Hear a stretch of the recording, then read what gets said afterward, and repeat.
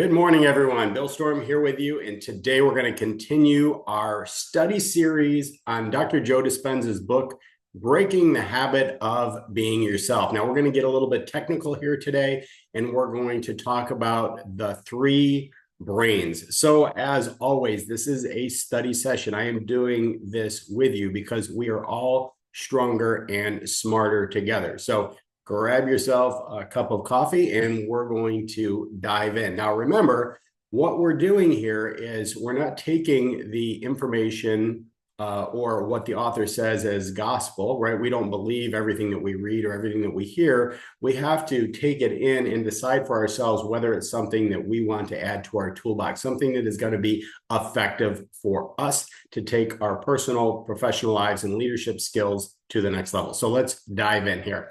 So in chapter 6 of Breaking the Habit of Being Yourself, Dr. Joe Dispenza introduces a powerful framework for understanding how we transform thoughts into reality and through the interplay of the three different brains. Now, here's where it gets a little bit technical, so you're going to want to refer to the notes on this.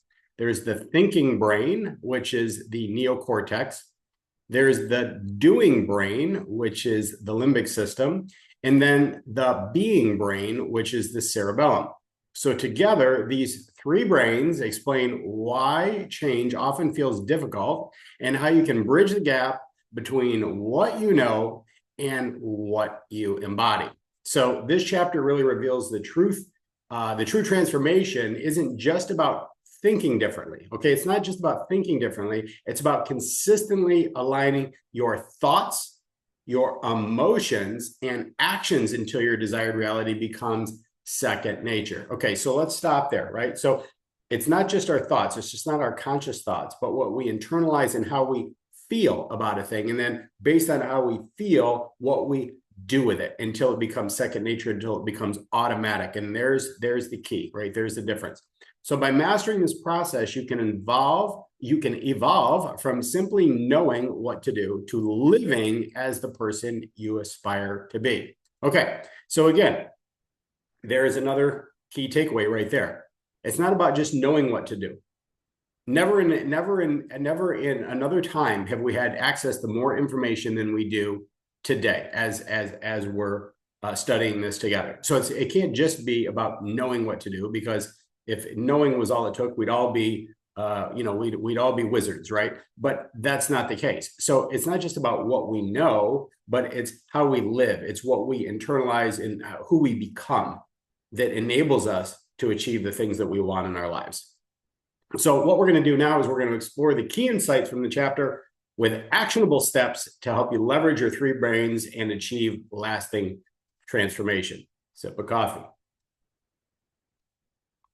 Okay, so key takeaways from chapter 6. Number 1, the thinking brain, the neocortex, is all about learning new information.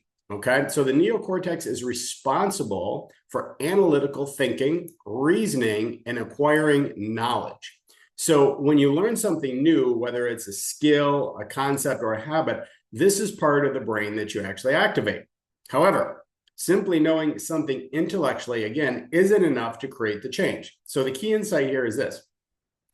Knowledge is the foundation of transformation, but it must be paired with action and emotion to lead to real change. Tony Robbins would say it like this, right? He would say, knowledge is only potential power. Knowledge isn't power, it's just potential power. So you have to pair with action and emotion in order to lead to real change. Key takeaway number 2, the doing brain, the limbic system. This is about applying knowledge with emotion.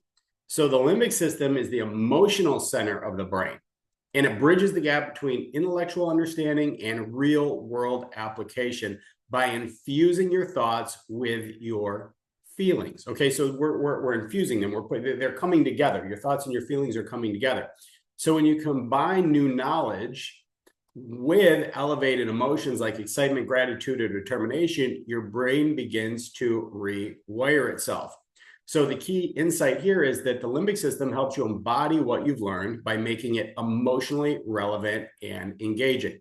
So this is interesting because In my work with Tony Robbins, for example, he would say before you try to replace a limiting belief with a new empowered belief, you first have to change your state, right? You have to get yourself into an empowered state. Well, this is exactly what Dr. Joe is saying here, right? He said you have to get into an elevated emotion like excitement, gratitude, or determination before it can rewire itself. So your physiology, what you do with your body and how you activate that prepares it to accept this new empowered belief. Okay, so we're doing pretty well, right? Dr. Joe and Tony are pretty much running side by side here, just saying it a little bit in a different way. Number three, key takeaway number three, the being brain, the cerebellum. This is mastery and automation. So the cerebellum stores the habits, skills, and behaviors that have been repeated enough times in order for it to become automatic. So this is the brain's way of conserving energy and ensuring consistency. So when a new way of thinking and feeling is practiced repeatedly, it becomes ingrained in the cerebellum, transforming it into an effortless way of being.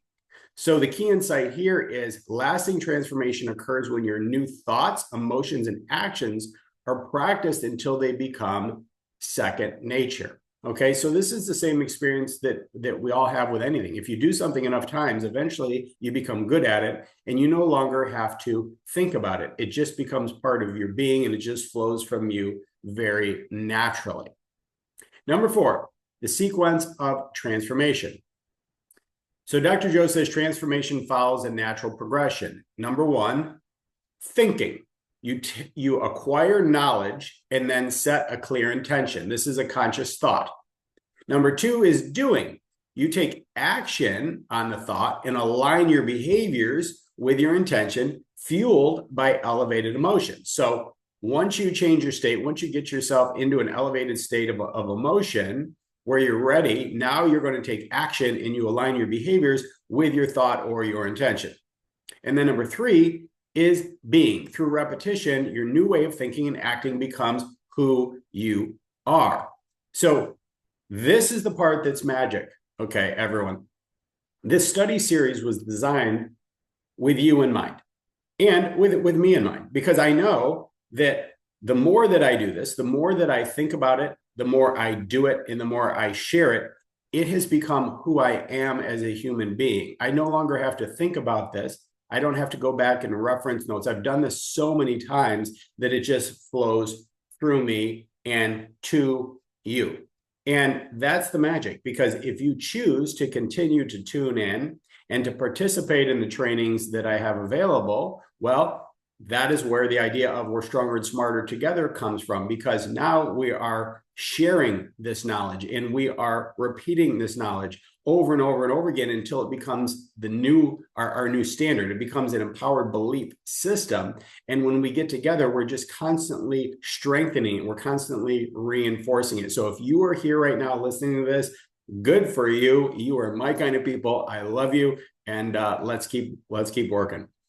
So the key insight from this last one, number four, the sequence of transformation, the key insight is many people get stuck between thinking and doing because they fail to consistently pair their actions with emotions or practice them long enough to create lasting change. Okay. So number one, they don't change their state. They're thinking, but they're thinking and staying in an unempowered state. But the people that do have the success understand that they need to change their physiology first. They need to get in an empowered state and then take action on the thing. So their emotions, their feelings, and their thoughts are in alignment, and then they do it long enough, right? Successful people are simply those that are simply the people that do the things that unsuccessful people are unwilling to do. That means we're not quitters. That means we keep doing it over and over and over again. Even if we don't see immediate gratification from it, we don't see an immediate result from it, we know that if we just keep doing it long enough, eventually the doing will end up turning into being who the kind of person that deserves the success that we're looking for. Okay. Now, action steps to activate your three brains. Number one, begin with clear intentions. So transformation starts with clarity. What is the specific outcome that you want to achieve? Do you know what that actually is? And I want to clarify this too.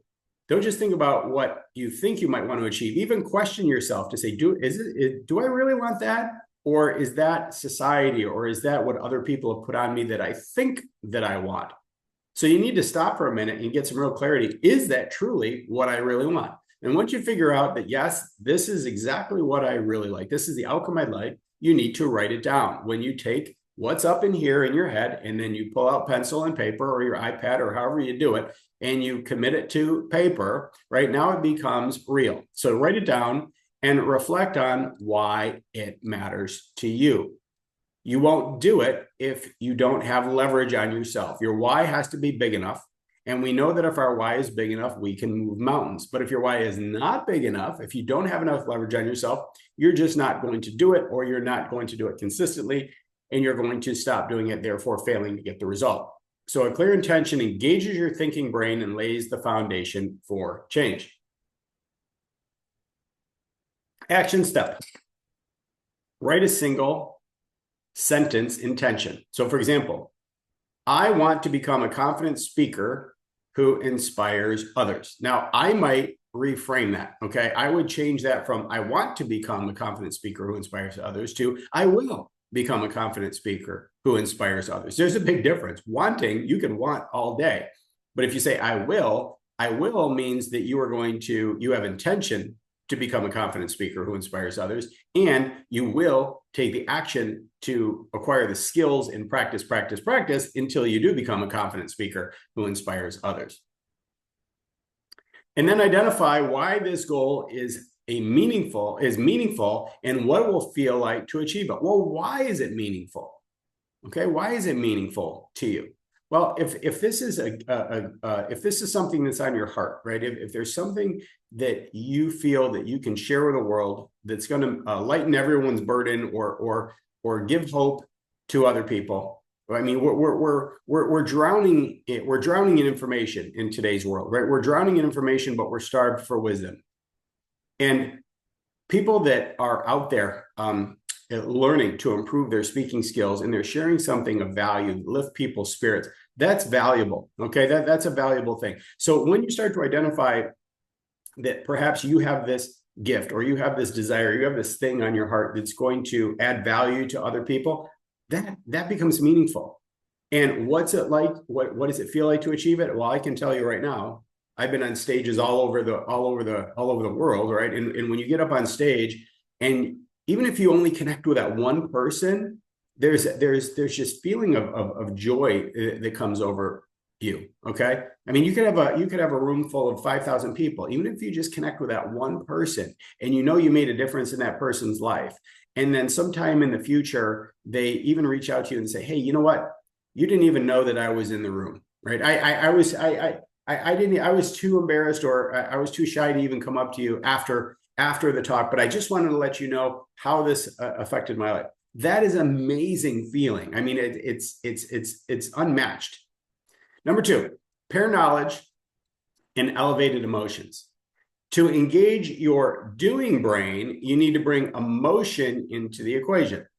So how will achieving your goal make you feel? Will it make you feel excited, grateful, fulfilled, energized, powerful? I don't know how it's going to make you feel, but practice experiencing those emotions now as if your desired outcome is already real. So basically what you're doing is you're practicing the emotion ahead of it actually becoming manifest in your life. Okay. So it's amazing that if you start to think, if you focus on the things that you don't want, you tend to attract more of those things. But when you start to act and feel the way that you'd like the outcome to be, it's amazing at how you start moving closer to that very, very quickly, right? We can all think of things that we lack, but if we spend more of our time thinking about all the things that we're grateful for, right, it just changes our state. If I think about all the things that I don't have, right, that puts me in a limited state, right? It puts me in an unempowered state. But if I really focus hard on all the things that I should be so grateful for, I have so much in my life. I'm so grateful for so many of these things. And the more I focus on those things, that puts me in the empowered state. So you see what I mean? Your conscious thoughts about being grateful for something, that's the first step. because you can choose what your thoughts are. I can choose to think about being grateful, or I can choose to think about all the things that I lack. And then what I do with that in my actions, right? If I'm feeling grateful about something, I tend to feel more energized, and I'm going to go out and I'm going to do more things for other people, right? I'm going to think about how I can serve other people. And, you know, in what you get from that, right, is absolutely amazing, right? So practice experiencing the emotions ahead of the outcome as if it were already real. So spend 5 to 10 minutes each morning visualizing your goal. As you visualize, feel the emotions you would experience as if you had already achieved it. So one of the things I've done is I've kind of gone ahead and I've gotten into the meditations that Dr. Joe put together. And one of his meditations, guided meditations, actually leads you through this process. And it really is good. You can find the meditations. There's actually 4 of them on Audible, or I think I got mine through Apple Books. Maybe I don't remember exactly where I got them from, but anywhere where there's an audio version, you can purchase them. And I think they're like $5.90. I think I paid $5.99 for them. And there's 4 of these guided meditations. And in one of those meditations, that's exactly what he does. He takes a portion of that meditation and he walks you through the process of visualizing, so you would feel the emotions you would experience as if you would already achieve them. So I highly recommend that you get those. As we go through the rest of the study series, you'll learn more about those meditations. Number 3, take small, consistent actions. So your thinking brain thrives on knowledge, right? We're constantly thirsting for more and more and more. We always want to know why, don't we? Right? So your thinking brain thrives on knowledge, but it's action that trains your body to align with your new reality. So you can't just think it, you have to do it. Take small, measurable steps every day that bring you closer to your goal. So the action step here is break your goal into actionable steps. So an example, if your goal is to become a confident speaker, your steps might include the following: practicing a speech for 5 minutes a day. Number 2, recording yourself and reviewing your progress weekly, and then celebrate each small win to reinforce your progress. Here's a story right out of my own personal history. Okay, when I became a speaker for Tony Robbins, the process was actually grueling. I mean, it was a 6-month-long process to do this. And in order to represent Tony, now remember, there was only 5 of us, and there was only 5 people on the speaking team representing Tony's face and brand all over the world. So you can imagine the pressure of that. So what we had to do was we had to memorize a 90-minute talk, a 90-minute script based on Tony's principles. And it was not easy, because you know, in your head, you're thinking about how Tony delivers it. And you're like, how am I ever going to equal how Tony Robbins does this talk, right? I mean, he melts the stage when he gets on stage. How am I ever going to live up to that? But then what you find out is, in order to become a confident speaker, you don't have to be Tony. You don't have to act like Tony. You don't have to speak like Tony. But what you have to do is you have to be passionate. And it doesn't have to be loud. You don't have to jump up and down, but you have to have internalized the principles, and you have to have the belief that the things that you were talking about are true, and that they're life-changing, and they're going to make a massive impact on people. And you are just so determined to share your excitement and enthusiasm and the steps that people need to take in order to get the outcomes in their life. That's what makes you a great speaker. So did I practice it 5 minutes a day? I practiced it a hell of a lot more than that. Okay. So a 90-minute speech, I had to nail this thing. So I was literally consumed by it. I put all of my focus in that until it was so good that I could deliver it without blinking. You have to be so good at it that you didn't need notes. You didn't need a script. You didn't need visual markers. You didn't need you didn't need a stage monitor in front of you to remind you, right? You had to get so good at this that you could just get up there and just flow. And that's what it takes to become a confident speaker. You just have to do it. Now, isn't that true of anything else? Right? If you want to be great at something, you do it over and over and over and over again until you don't have to think about it anymore. So that leads to number 4, which is exactly what I just talked about. Practice it until it becomes second nature. Consistency is key to rewiring your brain and engaging your being brain. So repetition trains your cerebellum trains your cerebellum to store new habits and behaviors as part of your identity.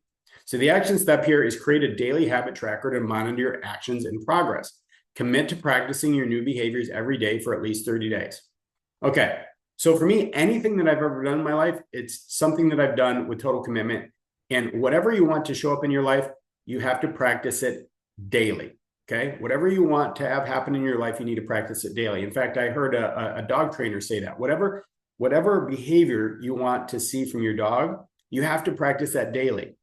If you're not practicing it daily, don't be upset with your dog if they don't do the thing that you want them to do. So the same thing is true of us. If you don't practice it daily, don't expect to get the result that you're looking for if you haven't put in the work. Okay, we call this practice, drill, rehearse, PDR, practice, drill, rehearse. Every single day, I'm going to practice it, I'm going to drill it, and I'm going to rehearse it. And I'm going to do it over and over and over and over and over and over and over and over and over again until I no longer have to consciously think about the thing. That's when it has taken root in your nervous system, and that's when you're going to see the result that you're looking for.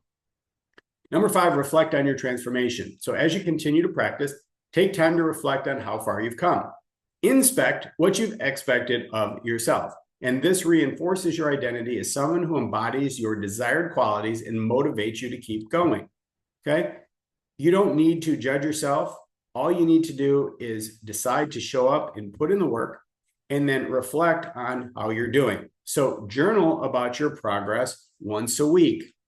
I have a journal. I have a goal planner that I set my goals, my intentions, and then I have a Zig Ziglar performance planner here, performance journal here, where I journal my progress. So you ask yourself, what changes have I noticed in my thoughts, emotions, and actions?